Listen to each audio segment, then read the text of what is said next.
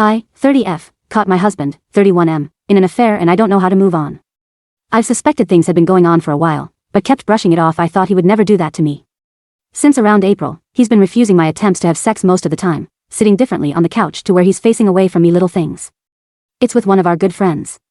She came to my house a few weeks ago. She's texted me. She's pretended to be there for me. I found out because I rolled over and they were having a Snapchat conversation. She said she wished she could be there to hold him, and he summarized that I tried to seduce him last night and mocked it.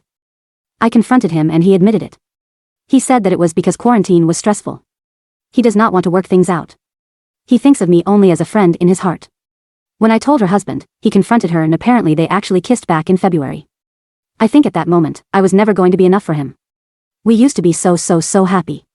The week before they kissed, we celebrated Valentine's Day together. He bought us a nice bottle of wine for our anniversary. We had fun, we were perfect. I don't know where to go from here. We've been married only about a year. I feel like he took so much from me and doesn't even want to go to therapy or work this out. I don't want to leave my house, but everywhere in it I see him. He chose her. I've been cheated in every relationship I've ever been in. He was supposed to be my forever. I don't know what to do.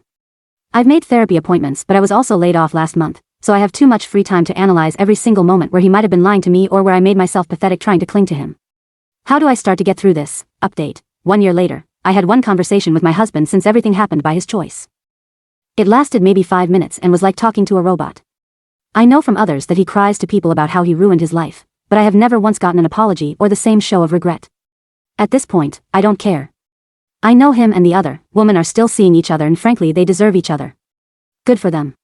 While I still feel angry occasionally, I no longer mourn what I once had. Instead, I'm so excited for the life I now get to live. I moved to a small walkable city and gave myself my dream apartment. It makes me so happy to see how I've decorated it, and to just live in a cozy place instead of our old dreary house. I was the breadwinner in our marriage.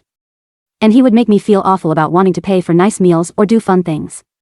Since moving here, I've done a ton of foodie fun stuff and don't feel guilty.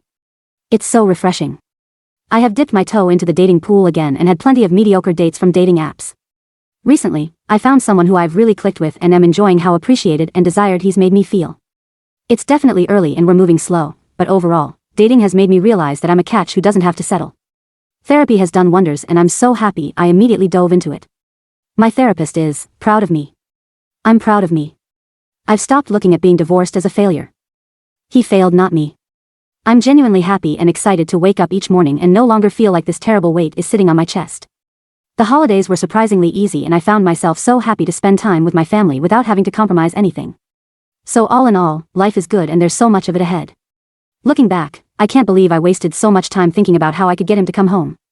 I've made my own home and my own happiness and that is worth so much more.